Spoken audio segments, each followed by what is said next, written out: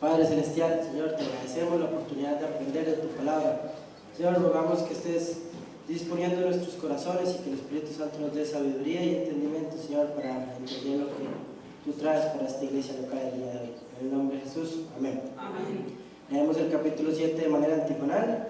Dice: entonces Jehová dijo a Noé: entra en el arca tú y toda tu familia, porque he visto que tú eres justo delante de mí en esta generación. De todo animal limpio tomarás 7 parejas, macho y su hembra, mas de los animales que no son limpios, una pareja, el macho y su hembra. De las aves del cielo toma también 7 parejas, macho y hembra, para preservar la especie sobre la faz de la tierra. Porque pasados aún 7 días, yo haré llover sobre la tierra 40 días y 40 noches, y raeré sobre la faz de la tierra todo ser viviente que hice. Y Noé hizo conforme a todo lo que Jehová le mandó. Era Noé de 600 años cuando el diluvio de las aguas vino sobre la tierra. Noé entró en el arca y con él sus hijos, su mujer y la mujer de sus hijos, por causa de las aguas del diluvio. De los animales limpios y de los animales que no eran limpios, de las aves y de todo lo que se arrastra sobre la tierra. De 2 en 2 entraron en el arca con Noé, macho y hembra, como Dios había mandado a Noé. Y sucedió que al 7º día las aguas del diluvio vinieron sobre la tierra. El día 17 del mes segundo del año 600 de la vida de Noé, en este día fueron rotas todas las fuentes del gran océano, y fueron abiertas las fuentes de los cielos. Y hubo lluvia sobre la tierra 40 días y 40 noches. En este mismo día entraron en el arca Noé, sus hijos Sem, Can y Jafet, la mujer de Noé y las 3 mujeres de sus hijos con ellos. Y ellos y todos los animales silvestres según sus especies, y todos los animales domesticados según sus especies, y todo reptil que se arrastra sobre la tierra según su especie, y toda ave según su especie, y todo pájaro de toda especie.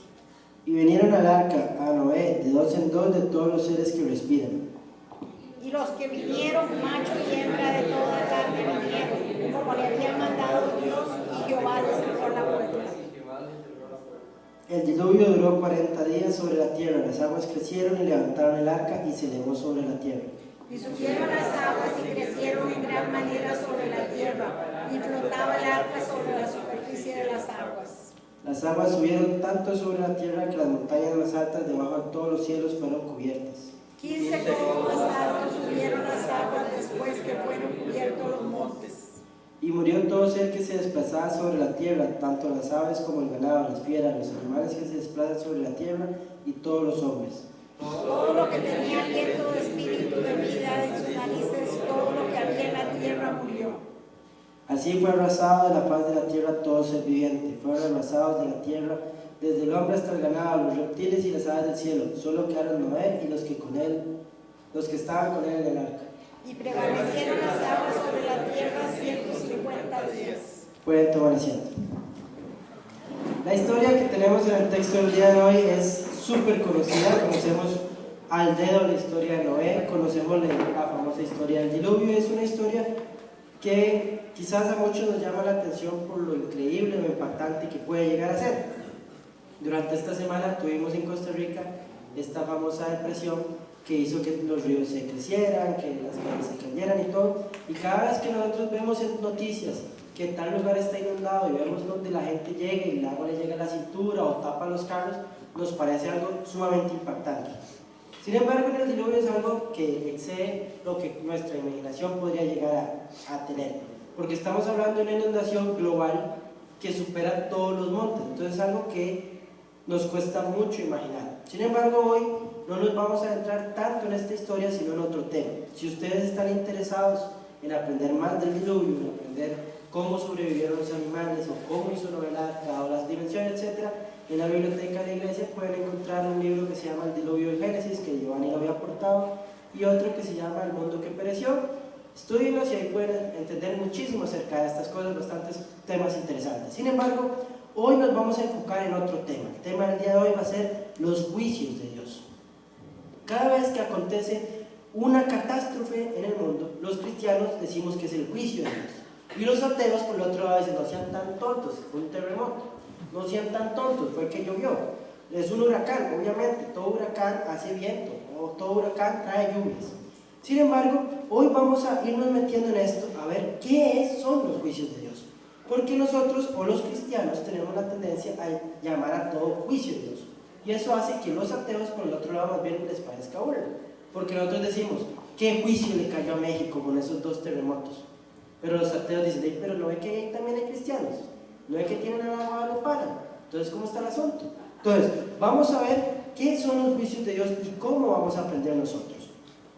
Como modo de información, ustedes, como ya grandes estudiosos bíblicos, sabemos que en la Biblia se hablan de 7 grandes juicios de Dios. El juicio de los ángeles, que lo van a ver en Mateo 25:41, el juicio de Israel, que en otras partes podemos verlo en el Salmo 50, el juicio de las naciones gentiles, Mateo 25:31, el juicio del pecado, que es el más importante, Juan 5:24, que es por medio del cual nosotros podemos ser salvos porque el pecado ya ha sido juzgado, el juicio de Satanás, Isaías 14:2, el juicio que uno mismo debe realizarse como cristiano, que es el famoso autojuicio del que hemos hablado muchísimo en esta iglesia, 1 Corintios 11:31, y el último juicio, el de la vida y la obra de cada cristiano, o mejor conocido como el bema, 1 Corintios 3:11.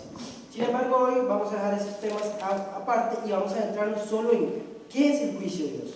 Porque si nosotros como cristianos decimos que lo que le pasó a Costa Rica es un juicio de Dios, tener 3 volcanes activos, haber sufrido el paso de un huracán el año pasado por primera vez en la historia, tener ahora una depresión tropical que se forma justo enfrente de Limón, etcétera, etcétera, etcétera, decimos, es el juicio de Dios, pero tenemos que entender qué es juicio de Dios, o por qué, o para quién es este juicio de Dios. Porque si yo digo, es el juicio de Dios, esta depresión sobre Costa Rica, ¿por qué también afecta a Giovanni y su familia? Si Giovanni y su familia son justos, según lo que estudiamos en la Biblia. Y nos afecta a todos nosotros, ¿no? A todos nos llovió, todos nos mojamos, a unos más que otros, pero todos estamos dentro de nuestro país. Entonces vamos a ir entendiendo esto. Lo primero que tenemos que entender es que el juicio es el acto por el cual Dios y también el ser humano procuran la vindicación del inocente y el castigo del culpable. Juicio no es lo que hacemos nosotros cada vez que alguien nos cae mal y decimos, a ese le da mal por esto y por lo otro. O lo que hacemos como, vea, es que tembló en México porque tienen a la guadalupana. Eso es un juicio que hacemos nosotros, eso está mal. No, el juicio, lo que es el juicio, es un acto donde se busca que el inocente sea vindicado, o sea, sea levantado y que el culpable sea castigado. Por lo tanto, la justicia no viene a ser esa famosísima estatua que vamos a ver en todas las cortes de justicia del mundo, donde hay una señora que tiene los ojos vendados, tiene una balanza en una mano y una espada en la otra. Porque los abogados determinan que eso es la justicia. Una señora que no ve, pesa y vuela el hachazo. Eso es lo que significa esta estatua. Pero no es eso lo que es la justicia. La justicia es un principio de moralidad que debe guiar al juez cuando emite su veredicto y a las personas en su relación con los demás. O sea, Dios, como juez soberano, va a tener este principio que lo guía a emitir juicio para vindicar al inocente y castigar al culpable. En buena teoría, los jueces también deberían hacer lo mismo, sin embargo, sabemos que el juicio humano no es perfecto, sin embargo, el juicio de Dios sí lo es. Los jueces de nuestra república, en teoría, se rigen bajo estos principios que les estoy diciendo. Les digo en teoría porque sabemos que como seres humanos somos altamente corrompibles, tenemos tendencias, podemos cambiar las cosas, ser parciales.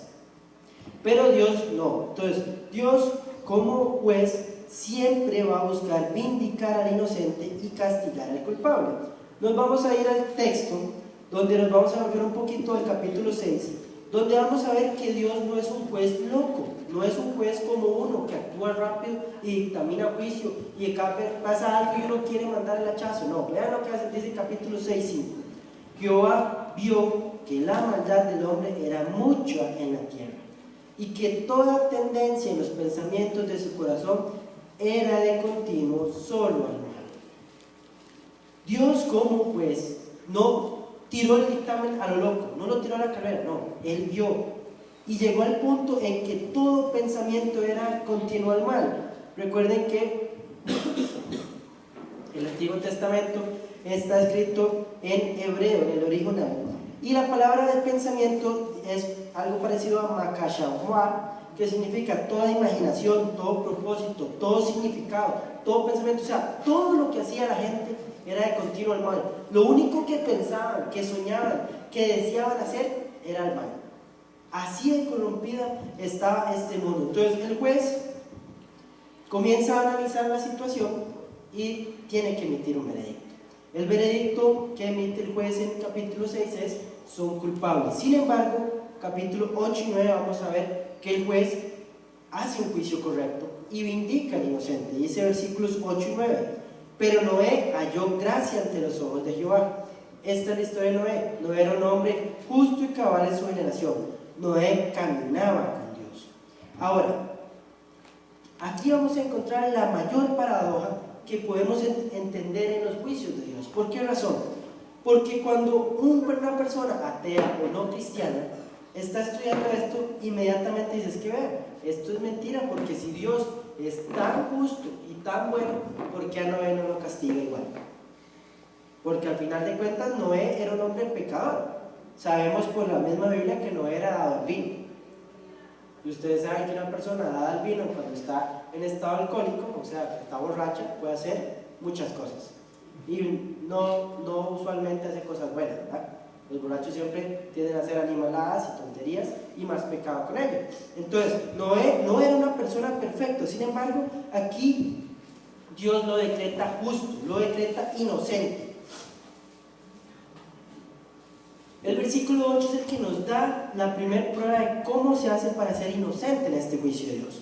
Primero nos dice que es por gracia.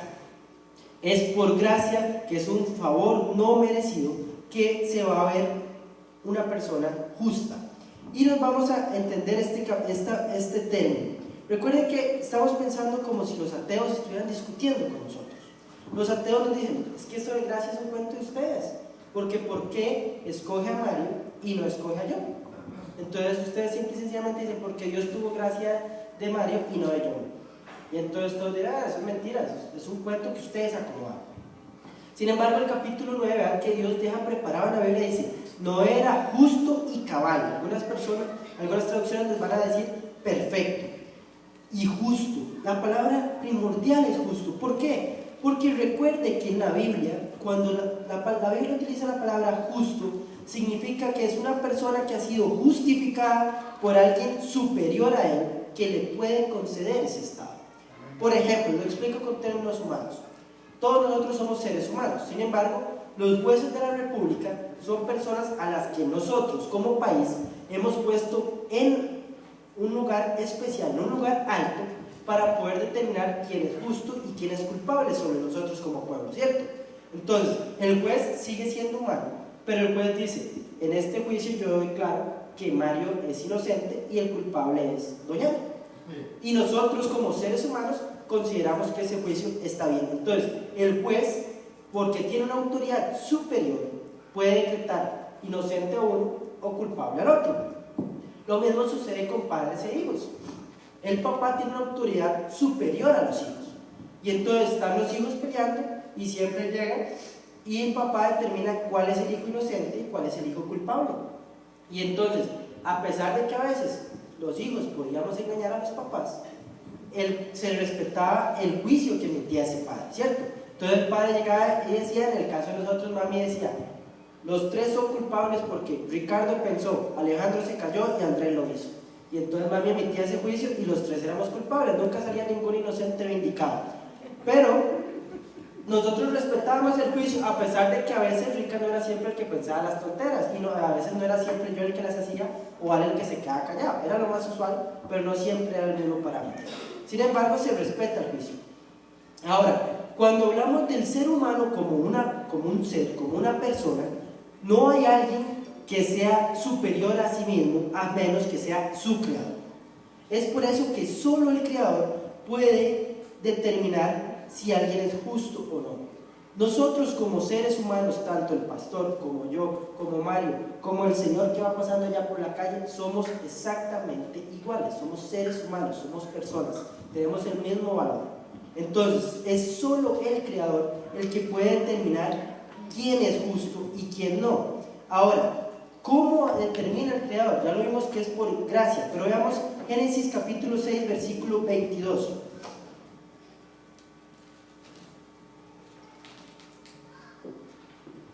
Noé hizo conforme a todo lo que Dios le mandó. Así lo hizo. ¿Qué fue lo que hizo Noé? En palabras simples, Noé escuchó lo que Dios le dijo. Lo pueden leer en el capítulo 6, cuando Dios le dice todo lo que tiene que hacer. Escucha, cree y hace. Romanos 10, 17, por favor, alguien que me lo busque. Romanos 10, 17. El que lo encuentra me dice amén. Vamos a ver cómo en toda la historia de la humanidad ha sido la misma situación. Dios habla, el ser humano escucha y toma una decisión. Cree y hace, o no cree y no hace. ¿Quién tiene Romanos? Amén. Así que la fe es por el oír, y el oír por la palabra de Dios. Igual, lo mismo que hizo Noé es lo mismo que escribe Pablo. La fe es por el oír y el oír es por la palabra de Dios. Uno escucha la palabra de Dios, si tiene fe la cree y hace. Y solo eso. Imagínense el ridículo de hacer semejante barco en un mundo donde no llovía. Que no nos estamos adentrando en esta historia. Pero Noé hizo un barco. Los animales posiblemente Dios se los envió y los comenzó a guardar. Pero imagínense todo el mundo viendo a Noé hacer un barco y metiendo animales. Y cuando terminó, todavía pasaron 7 días esperando que lloviera.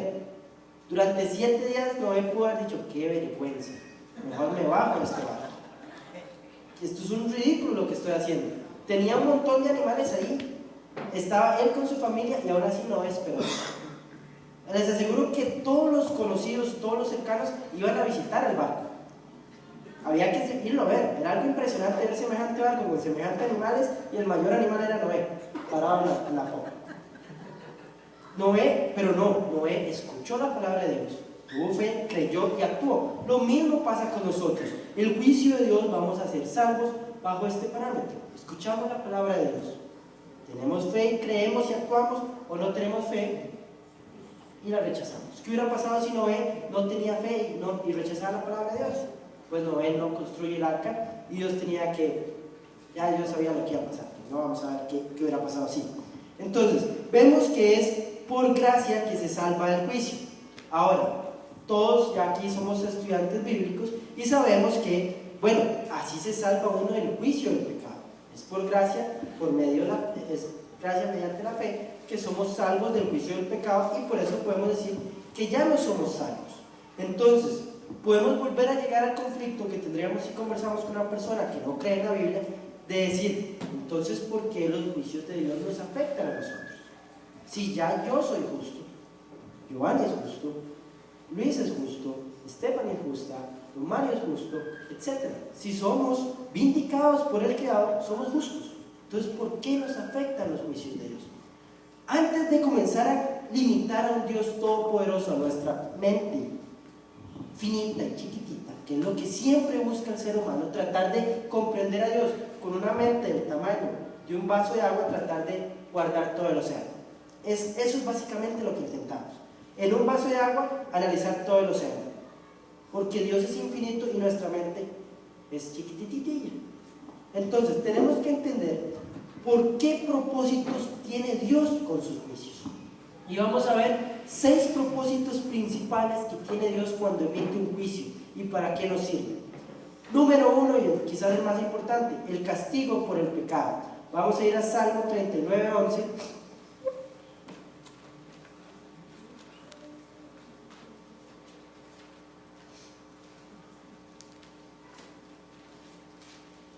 Salmo 39, 11 dice, con castigos por el pecado corriges al hombre.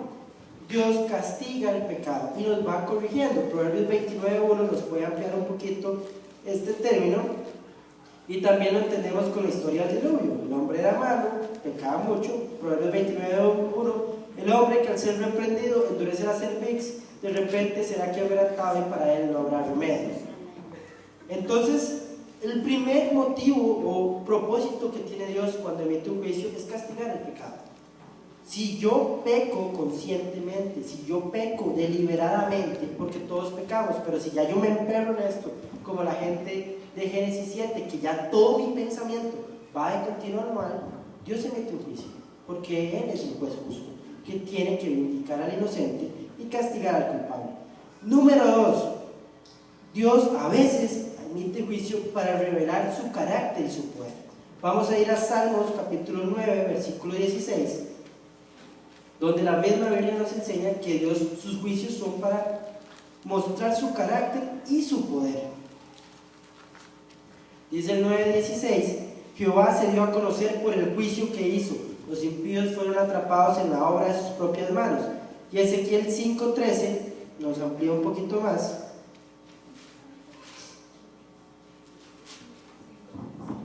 ¿Que alguien lo tiene, me ayuda? Ezequiel 5:13. Amén. Y se cumplirá mi furor y saciaré de ellos mi enojo y tomaré satisfacción y haré que yo, Jehová, he hablado en mi cielo cuando cumplan en ellos mi enojo. Okay. Dios puede demostrar su carácter y su poder a través de un juicio. Por ejemplo, ¿acaso nosotros no vemos el poder de Dios en las cosas que acontecen en Costa Rica? ¿Acaso es que no nos impresiona, por ejemplo, en internet circularon imágenes de cuando este huracán, el más poderoso que pasó ahorita en Estados Unidos? María, okay. Irma, era una mujer. Irma, cuando Irma pasó por las Bahamas o por una de estas islitas que hay en el Caribe, y cuando se comenzó a alejar, el mar se alejó con él. Y había fotos donde la gente se paraba en las casas y tomaba, y eran 10 kilómetros de mar adentro que se secó el mar. Y la gente no se animó a tocar eso porque les daba miedo que el mar se devolviera, porque por lógica uno dice, si el mar se va, ahorita viene. Y pasó así un tiempo, como 8 horas, en que el mar se fue kilómetros adentro. Y ya los estudiosos dijeron que era por el poder, como era tan poderoso este huracán Irma, donde succionó el agua, pero le succionó 10 kilómetros para adentro. Es un poder impactante que tuvo este huracán. Y este poder impactante a muchas personas les va a llevar a decir, bueno, si hay un Dios, tiene más poder que ese huracán. Y tenemos que reconocer que Dios es un Dios justo a través de ese huracán, porque Él emite estos juicios. Entonces Dios hace estas cosas para revelar su carácter. ¿Qué nos tiene que enseñar? Que en Costa Rica hayan por primera vez en la historia 3 volcanes activos y que tras de todo pase un huracán, cosa que nunca había pasado. Y al año siguiente se forma una depresión, ¿cómo se llama? Depresión tropical al puro frente de Limón. Bueno, nos tiene que enseñar que el carácter de Dios está molesto. Algo tiene que estar sucediendo en Costa Rica, que Dios nos está enviando estas cosas. Porque si ustedes ven, bueno, a Nicaragua no le afecta similar, pero a Panamá no le ha atravesado ningún huracán, y Panamá está aquí a la par. ¿Por qué no se puede formar un huracán enfrente de Panamá? Porque Dios no ha querido. ¿Por qué el huracán no se mete a Guatemala? Porque Dios no ha querido. No es cuestión de la suerte o la posición, no, es que así como se ha formado huracán de este lado, se forma huracán en el Pacífico, o se forma huracán en el Océano Índico, o en cualquier océano. No es cuestión de posición geográfica, es cuestión de que Dios está revelando su poder, y tenemos que entenderlo. El tercer motivo por el que Dios admite juicios es para purificar a su pueblo Israel. Ese lo vemos en Malaquías 3, 2 al 4, no nos vamos a meter mucho en ese. El número 4 es porque guía al arrepentimiento.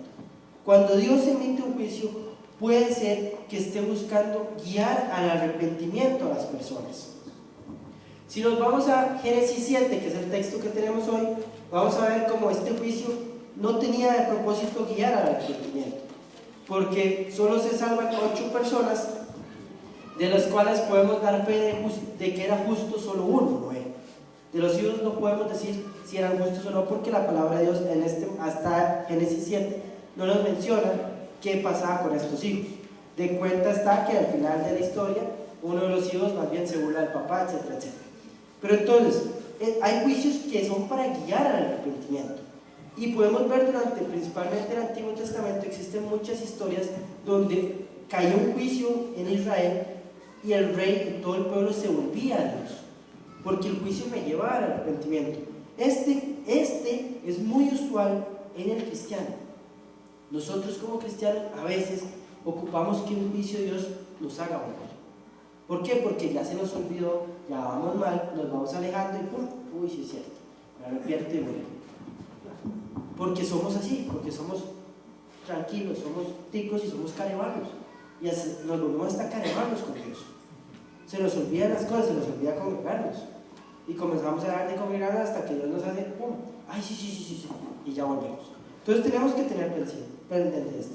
Romanos 12:19 nos enseña el quinto propósito por el cual Dios emite juicio. Romanos 12:19 nos dice: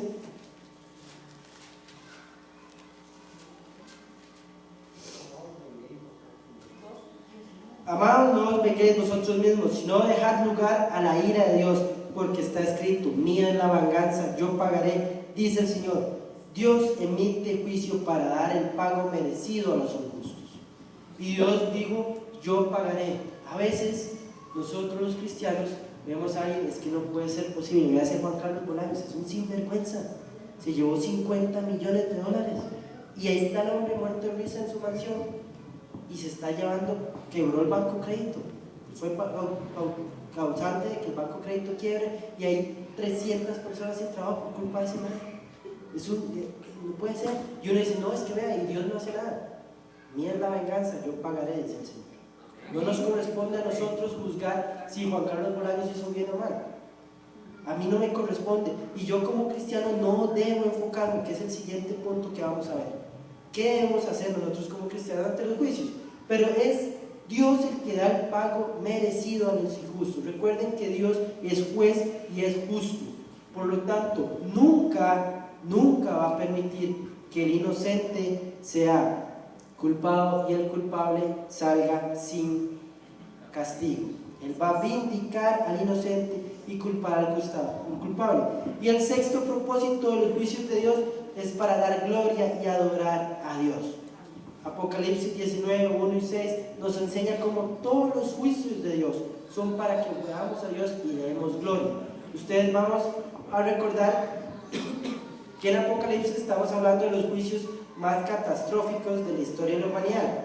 Sin embargo, durante esta época de juicios vamos a estar cantando nosotros en la gloria, en las bodas del Cordero: aleluya, porque reina el Señor nuestro Dios Todopoderoso. Gocémonos, alegrémonos y demos gloria, porque han llegado las bodas del Cordero y su novia se ha preparado, y a ella se le ha concedido que se vista de lino fino, resplandeciente y limpio.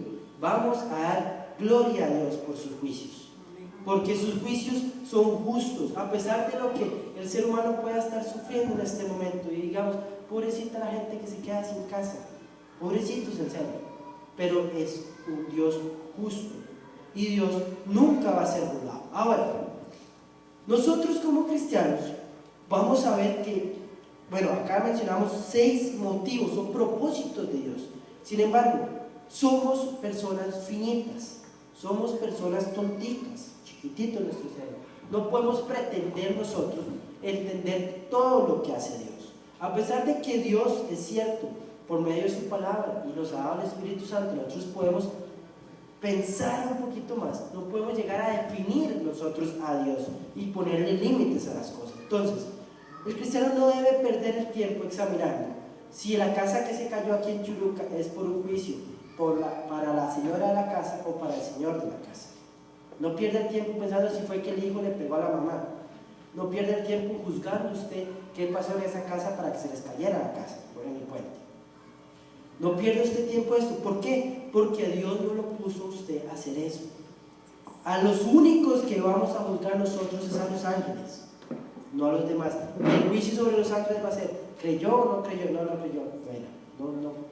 Usted y yo sí creí. Bueno, eso es el veredicto que vamos a poder emitir. Entonces, vamos a ir al Salmo 119:7, donde en este salmo se nos enseña algo importantísimo acerca de los juicios de Dios.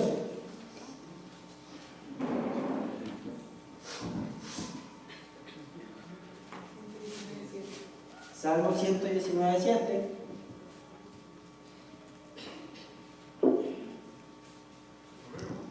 Sí.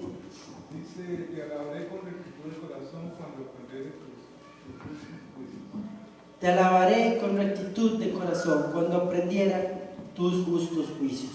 Los juicios de Dios, si nosotros aprendemos del juicio de Dios, nuestro corazón va a ir caminando hacia la rectitud. ¿Por qué? Porque vamos a poner un ejemplo. Si yo soy alcohólico y Dios emite juicio sobre mi vida y me da cirrosis, y yo entiendo esto, entiendo que, por mi pecado de alcoholismo, yo ahora tengo cirrosis. Entonces, mi corazón puede volverse a la rectitud y decir: tengo tengo que dejar el alcohol porque es un pecado permitir que algo de la creación domine sobre mi vida. Y entonces ese juicio me llevó a esta rectitud. Igual puede ser una rectitud moral, una rectitud física, espiritual, etc. Muchas veces hemos visto, no sé, nos puede pasar que estamos haciendo tonteras y choco el carro. Y yo digo, mira, si yo estuviera en mi casa como debía estar, no ando chocando el carro. Pero como andaba de fiesta un sábado a las 2 de la mañana, choqué el carro. Y ese juicio me hace volver a la rectitud. No, es que no está bien que yo ande haciendo esto. Lo mismo pasa si andamos en cualquier otro pecado. Entonces, todo juicio de Dios al cristiano, al que entiende, al que analiza, puede llevarlo o lo va a llevar hacia la rectitud, ya sea moral, ya sea espiritual o incluso física. Porque nosotros incluso llegamos al punto de no cuidar nuestro cuerpo y nos fascina. A mí, por ejemplo, me encanta tomar Coca-Cola y comer McDonald's. Cuando ya yo tengo una obstrucción de arterias, colesterol por las nubes, etc., es cuando voy a decir, mira, sí, esto estaba mal, porque Dios me dio un cuerpo para cuidarlo y yo le he metido McDonald's y Coca-Cola porque me gusta. Entonces tengo que corregir esto. Ahora, para ir terminando, también debemos entender cuál es el estándar o la regla que usa Dios para demandar el juicio. Acuérdense, los papás a nosotros les decían 1, 2 y a la tercera te pego. Y en serio uno sabía eso, ¿verdad? Uno sabía que una vez me la pasaba, 2 me la pasaba, a la tercera, esa era la regla, 1, 2 y a la tercera va a golpe, ¿verdad? O por ejemplo, mami nos decía, si me traen los zapatos sucios me las pagan, porque sabía que jugábamos bola en la escuela. ¿Qué había que hacer? De lavarlos antes de salir de clase, ¿verdad? Pero entonces, esa era la regla. Los zapatos no llegaban sucios a la casa porque era acusarse uno mismo de que andaba jugando bola en la escuela. Entonces, ya como la regla era uno, era otro asunto. Pero entonces, esa era la regla. Dios también pone ciertas reglas para emitir su juicio. Número 1, va a ser conforme a la actitud personal que usted tenga hacia Cristo y su revelación. En Juan 3, 16 al 19, Romanos 1, 16, 19.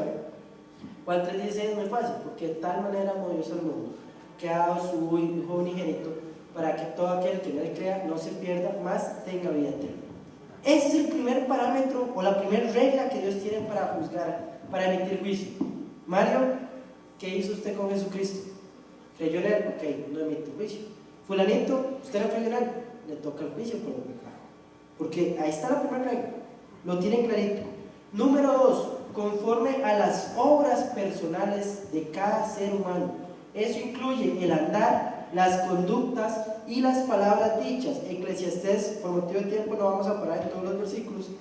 Eclesiastés 12:14 y Mateo 12:36 al 37 nos enseñan que Dios va a emitir un juicio por nuestras obras personales. Ciertamente somos salvos y nuestras obras no tienen nada que ver con la salvación, pero nuestro andar, nuestra conducta y nuestras palabras sí son objeto del juicio de Dios. Si mi andar no es el que Dios me ha dicho en la Biblia, si mis palabras no son las que Dios me dijo que hablara, Dios puede emitir un juicio y verme culpable y llevar el juicio. No es el juicio por el pecado, porque sigo siendo salvo, pero Dios va a mandar un juicio sobre mi vida y yo seré el culpable porque Dios ya me enseñó cómo debe ser mi andar, cómo debe ser mi conducta y cómo deben ser mis palabras. Ojo al número 3, que es importantísimo para nosotros cristianos. Es conforme a los principios personales de juicio que usted aplique. Vamos todos a Mateo 7:2.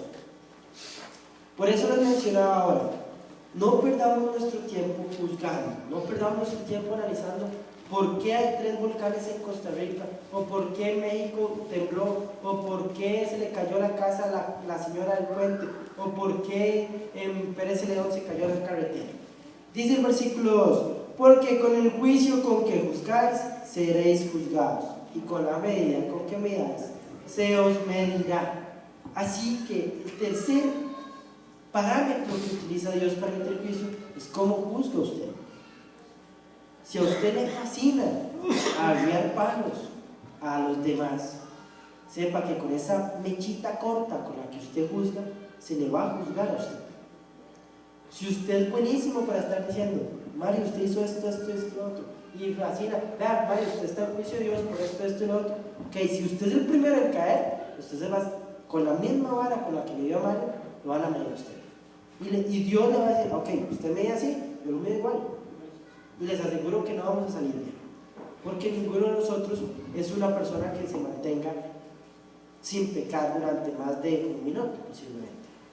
No creo que podamos permanecer sin pecar durante un minuto, ni estando quietitos al propio pensando en aguantar ese minuto. Entonces, tenemos que entender que Dios nos va a juzgar con el mismo parámetro.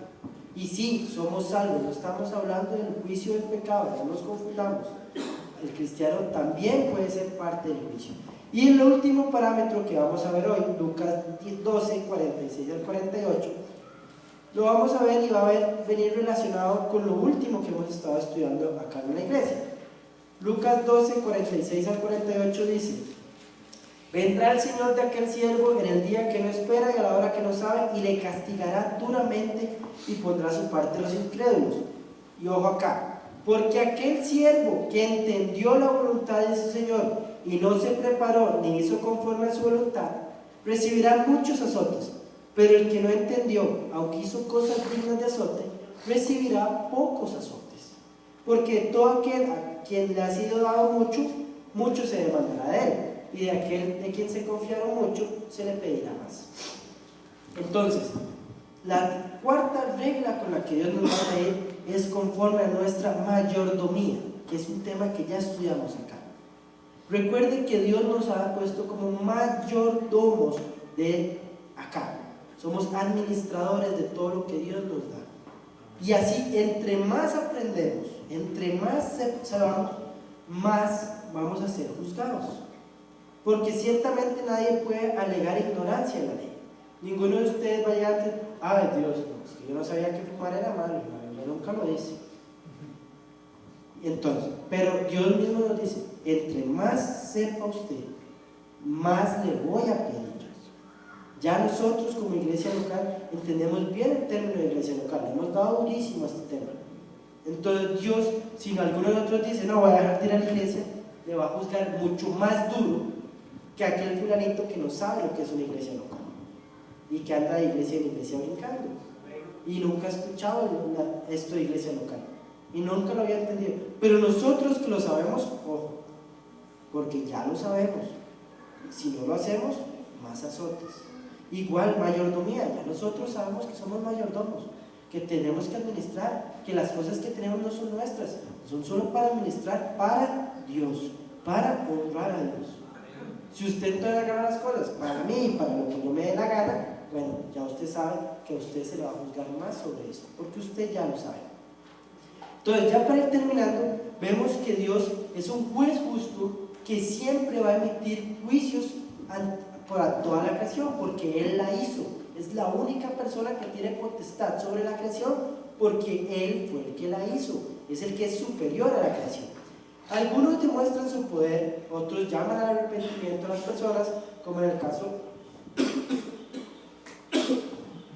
como fue el caso de Nínive. En Nínive venía el juicio, pero llamó al arrepentimiento y bueno, se los aguanto.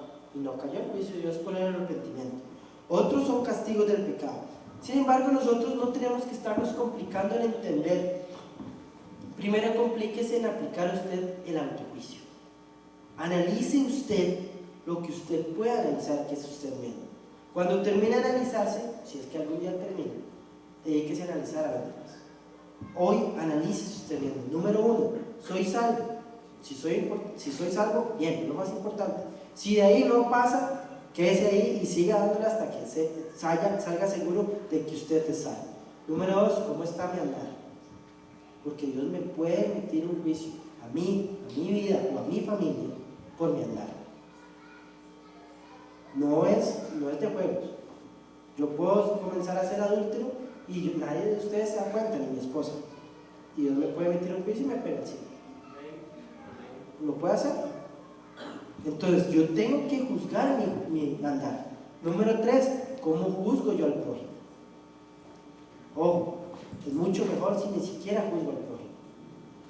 Pero vemos personas que tenemos la tendencia de es que nos gusta mandar el machete.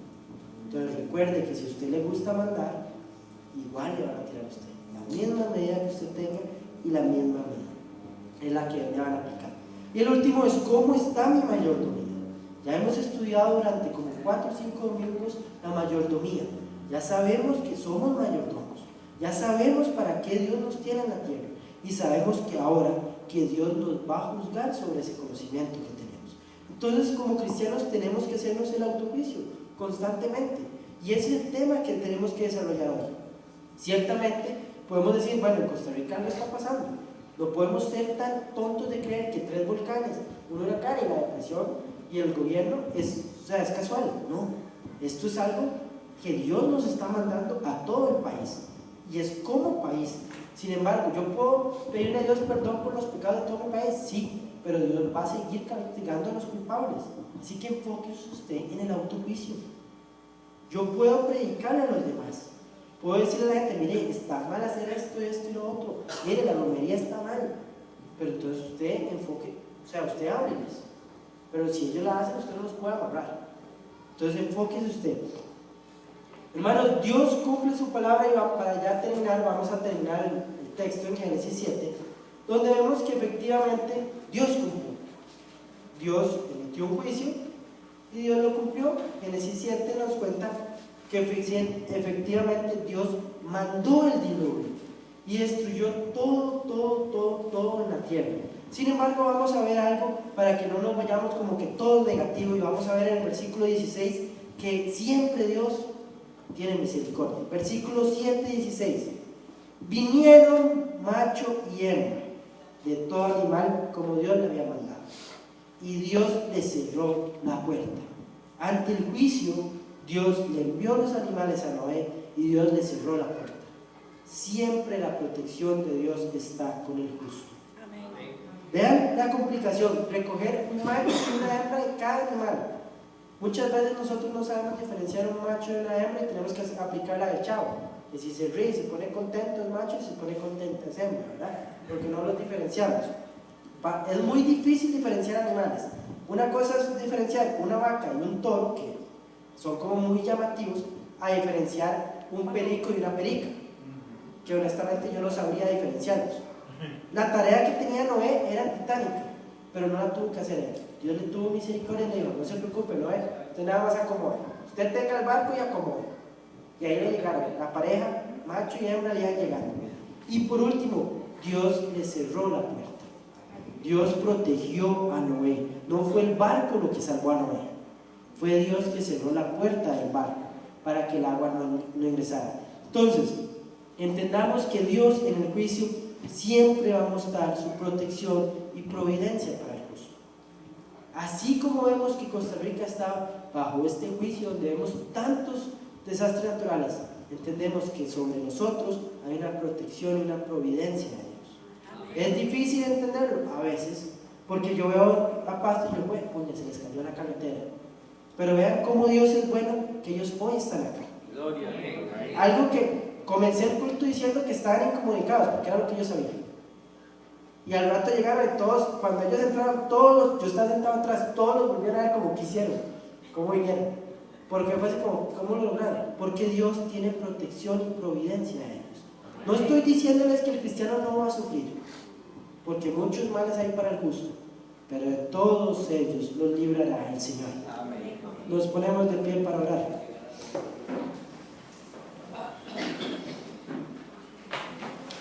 Padre Santo, queremos agradecerte, Señor, tus justos juicios, Señor. Sabemos que eres juez justo y que podemos descansar en que todo lo que tú dictamines, Señor, será para gloria de tu nombre, Señor, para vindicar al inocente y castigar al culpable. Señor, rogamos, Padre, que si en la vida de alguno de nosotros hay un juicio, nos des la sabiduría de entender lo que estamos haciendo mal y que podamos corregir, Señor, nuestros pasos para que tú nos quites el juicio sobre nuestra vida. Señor, rogamos también perdón por nuestro país, Señor, por los pecados que se cometen en este país, Señor. Rogamos que nos perdones, Señor, y que estos juicios, estos desastres naturales, Señor, sean un llamado al arrepentimiento, Señor, y un llamado para que la gente reconozca que tú eres Dios y eres el único soberano creador y te busque. Señor, rogamos que podamos entender, Señor, y en especial, Señor, te pido que nos des un corazón noble para que apliquemos el autojuicio y podamos corregir lo que hacemos mal. En el nombre de tu Santo Hijo Jesucristo. Amén.